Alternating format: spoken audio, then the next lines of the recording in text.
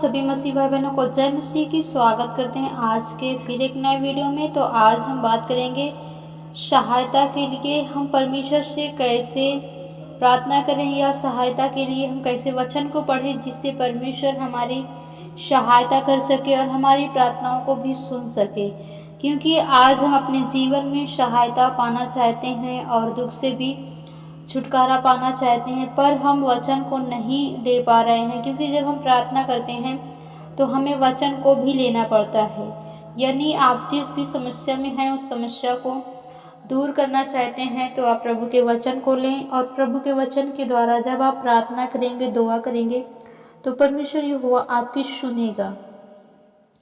क्योंकि जब हम सहायता के लिए प्रार्थना करते हैं तो हमें किस बारे में सहायता चाहिए, हमें किस टॉपिक पे प्रार्थना करनी है, या हमें मदद चाहिए, या हमें किसी बीमारी से छुटकारा चाहिए, हम सुरक्षा के लिए प्रार्थना करना है, तो हम सुरक्षा के वचनों को लें ताकि परमेश्वर हमारी ज़रूरतों को पूरा कर सके और हमारी समझ को परमेश्वर जान सके कि हम किस बात के लिए या किस ज़रूरत के लिए परमेश्वर से प्रार्थना कर रहे हैं। क्योंकि जब हम वचन को लेकर प्रार्थना और दुआ करते हैं तो हमारा परमेश्वर प्रार्थनाओं को, दुआओं को सुनता है। हालेलुया।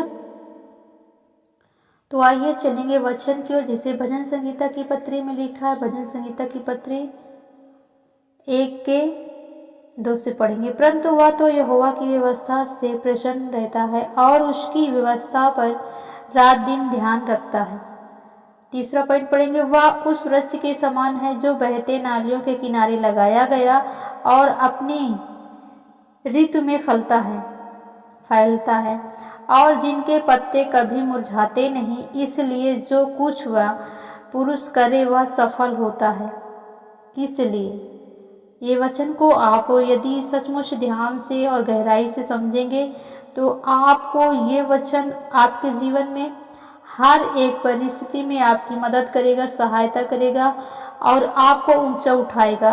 क्योंकि ये वचन आपको बहुत ही पावरफुल और बहुत ही विश्वास बढ़ाने के योग है। क्योंकि जैसे प्रभु का वचन कहता है, परंतु वह तो यहोवा की व्यवस्था से क्या होता है? प्रसन्न होता है, यानी खुश होता है और उसी की व्यवस्था पर रात दिन ध्यान करता है।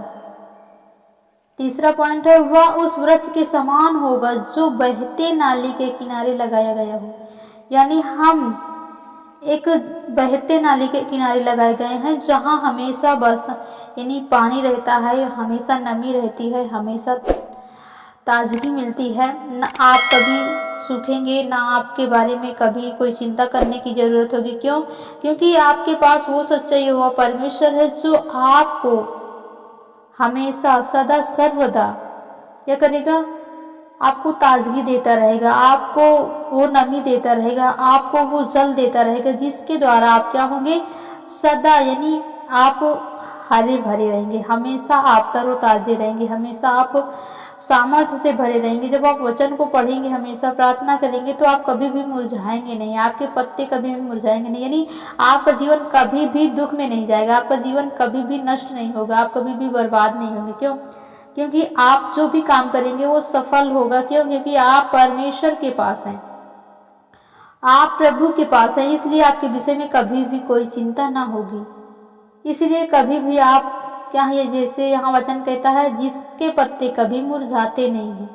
यानी आज हम प्रभु में हमेशा बने हैं, दुआ करते हैं, प्रार्थना करते हैं, वचन को पढ़ते हैं, फास्टिंग रहते हैं, प्रेयर करते हैं और परमेश्वर को प्रतिदिन याद रखते हैं, तो उसके विषय में हमें चिंता करने की जरूरत नहीं कि हमें क्या होगा क्या नहीं होगा। क्यों? क्योंकि हमने अपने जीवन को किसको दे दिया है? परमेश्वर को समर्पित कर दिया। हम परमेश्वर के बहते हुए जल के पास हैं, इसलिए परमेश्वर हमें प्रतिदिन सींचता रहेगा। परमेश्वर प्रतिदिन हमारे जीवन में जो आवश्यकता है, जो जरूरत है, जो हमें परमेश्वर देता है, उस ऊर्जा से, उस